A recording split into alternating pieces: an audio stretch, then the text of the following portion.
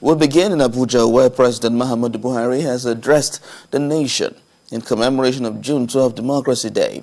In 2018, the government moved Democracy Day from the 29th of May to June the 12th to remind Nigerians of the free and fairest election annulled in the country, in which the acclaimed winner and Nigerians were denied their rights and their choice. In this year's broadcast, President Buhari pledged to ensure that a new leader is enthroned in the country come 2023 through peaceful, free and fair elections. We have more details in this report. In his last Democracy Day speech, President Muhammadu Buhari was clear on the position that Nigeria must transit to the next level of democratic governance peacefully. He identified that the June 1993 presidential election is one Nigeria cannot forget because the acclaimed winner, Moshood Kashimawo Abiola, and Nigerians were denied their mandates in an election adjudged the nation's free and fairest.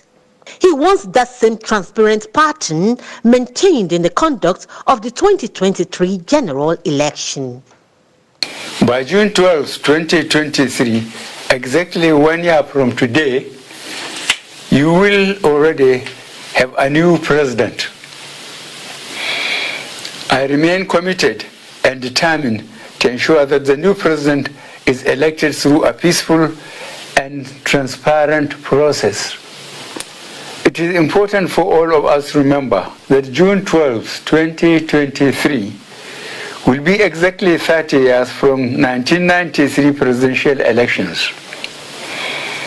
In honor and memory of one of our national heroes for democracy, Chief MKO Abiola, GCFR, we must all work together to ensure this transition is done in a peaceful manner.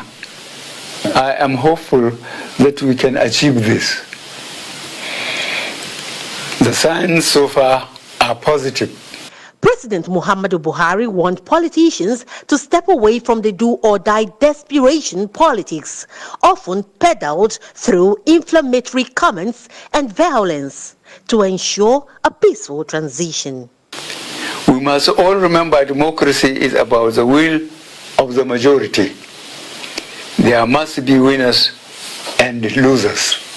I will therefore take this opportunity on this very special day to ask all candidates to continue running issue-focused campaigns and to treat opponents with dignity. As leaders, you must all showcase high character and never forget that the world is watching us and Africa looks up to Nigeria to provide example in governance. The tone you set at the top will surely be replicated in your followers. The president called for cooperation on the maintenance of national security, emphasizing that it is a job for all. We are working hard to contain and address these challenges and ensure that the 2023 general elections are safe and secure for all Nigerians. To achieve this, however, we must all contribute. It is not the job of government alone.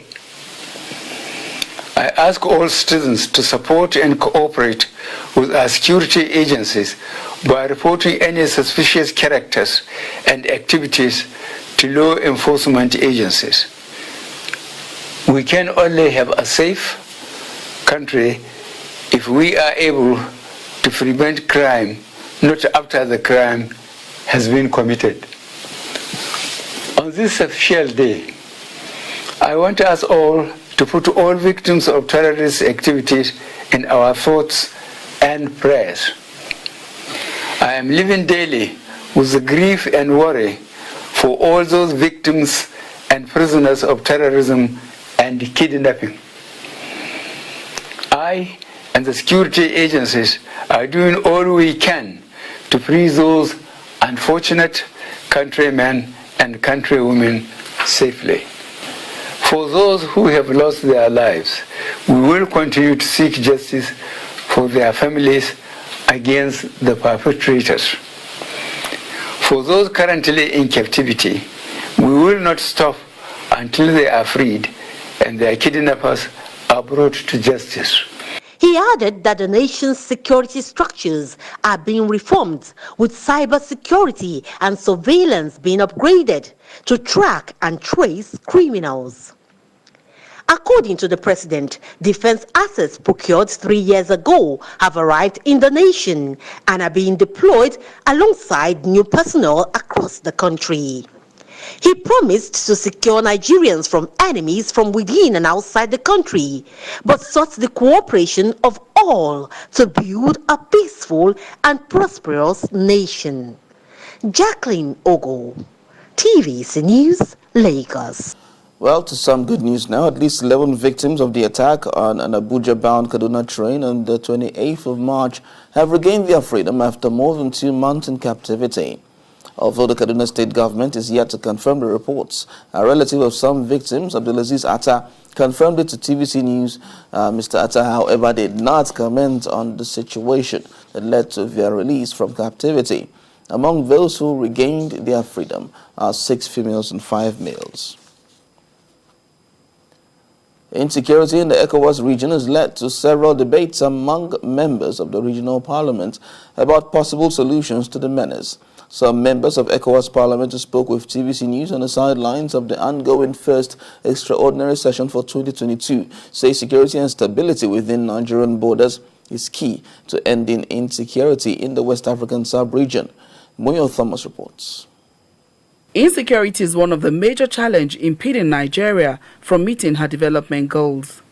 Some security watchers have adduced that there is need to fortify its internal security apparatus if Nigeria wishes to end conflict within her domain. Internal security is the main responsibility of the police, as being one of the agencies used by government to protect its citizens. It has led to some people advocating for community policing as a way of getting citizens involved in ensuring internal security. The role of the military is for the external aggression. It's unfortunate that we are using the military to counter the internal problems that we have today. So we've been advocating for state police, decentralizing the system that we have. A central command can never work. This member of parliament believes Nigerians must spearhead the advocacy for a decentralization of the police force. I believe with more work at the grassroots, people will appreciate that the president cannot just do some things. The president cannot just create the police. It's a function of the law.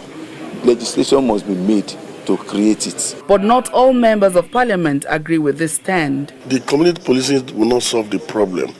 We must have to change our attitudes. We must allow Mr. A to be. Mr. B will allow Mr. C to be. By so doing, if you establish community police, it's important. For instance, many of the governors we have in the state, if you have a political differences from you, they won't allow you to come home. He says the path of democracy that Nigeria is towing at the moment could help realize the alleviation of poverty. We need to involve everybody in governance. And when you involve everybody in governance, it reduces a lot of tension. And if everybody has something doing, you won't have that time to go and start looking for that. The poverty contributes to some of the problems we have. Considering the role Nigeria plays in the economic development of the region, getting the security apparatus right translates to better security across all member states, and this is the only way economic dividends can be delivered. Moya Thomas, TVC News, Abuja.